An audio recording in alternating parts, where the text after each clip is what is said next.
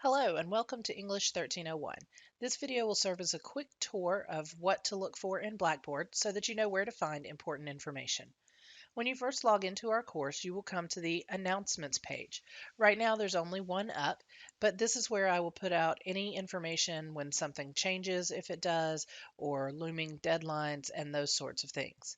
You want to begin from here by clicking on the Start Here tab. When you click this, it reminds you to scroll down, most of my pages do, so that you don't miss any information. This video is here, you found it, and then here's a brief course orientation. You can learn more about me by looking in the discussion board, which I'll show you in a moment. This goes over the information for the course, the purpose, the technology you'll need, the structure of the class, grading and response time, and your student interaction and group work expectations. If you do have any questions after you read through this, please email me and let me know, and I will get back to you as soon as possible. The next thing you're going to want to look through is the syllabus and schedule. Here on the syllabus and schedule tab, if you look where it says syllabus and see right up here above the main text, that's the link.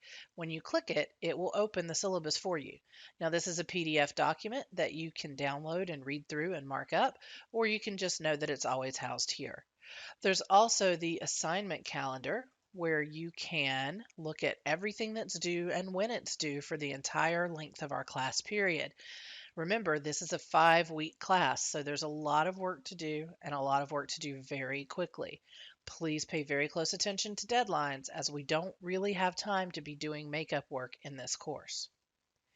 After you've reviewed the course calendar and course syllabus, you can click on Course Materials Info if you haven't already gotten your book, and this will take you to the bookstore directly where you can order your book from the bookstore.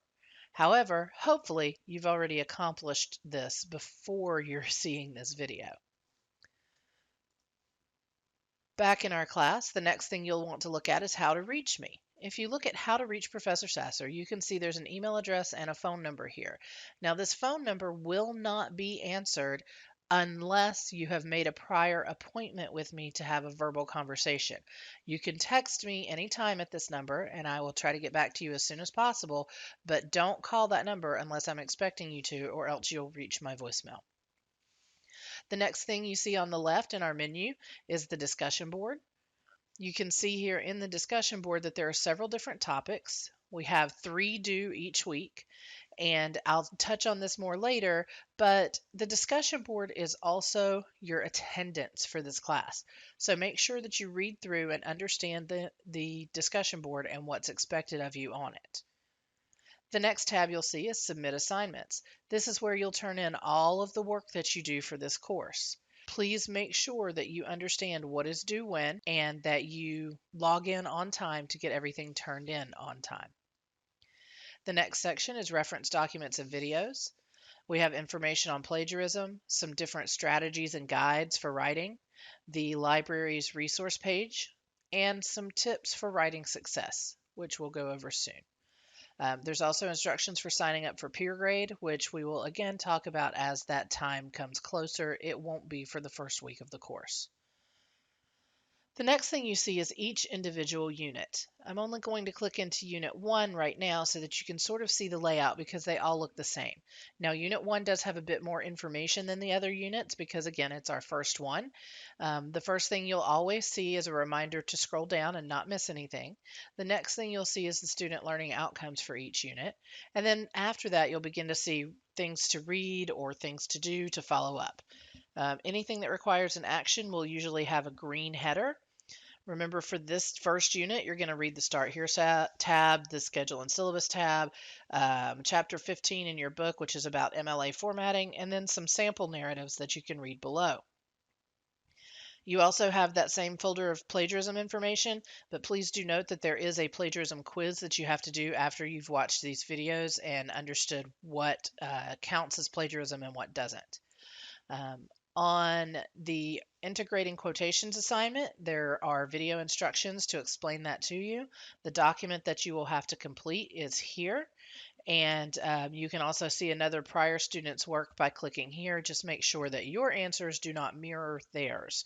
You're looking at how they formatted the quotation marks and the commas and the periods and all of that. You're not really looking so much at how they said it or what they said. Um, then you have the sample student narratives each here. And then you have a video about the clues to a great story with Andrew Stanton. This is a TED Talk. Um, Fascinating guy.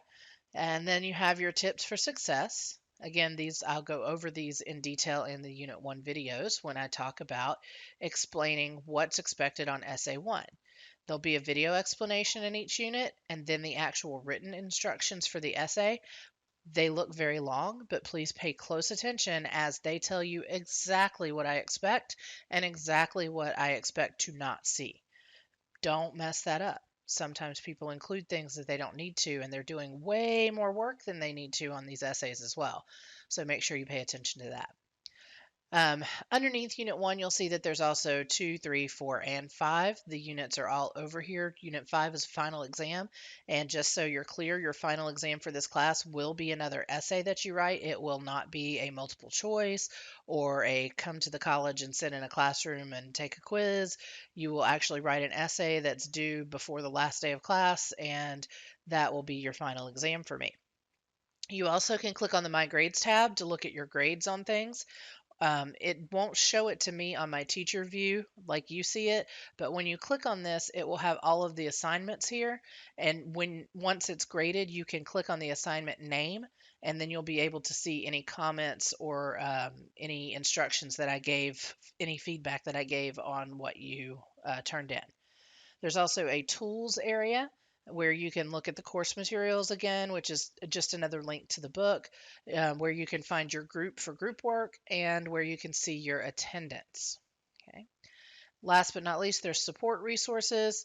This is standard stuff that you should see in most of your Blackboard courses that the college puts out. There's also copyright policy and Blackboard training. The rest of these down here are mine, and you probably don't have anything that looks like this because this is for me to set up the course for you. So don't worry about those. In any case, I hope that helps. Now go forth and have a great class.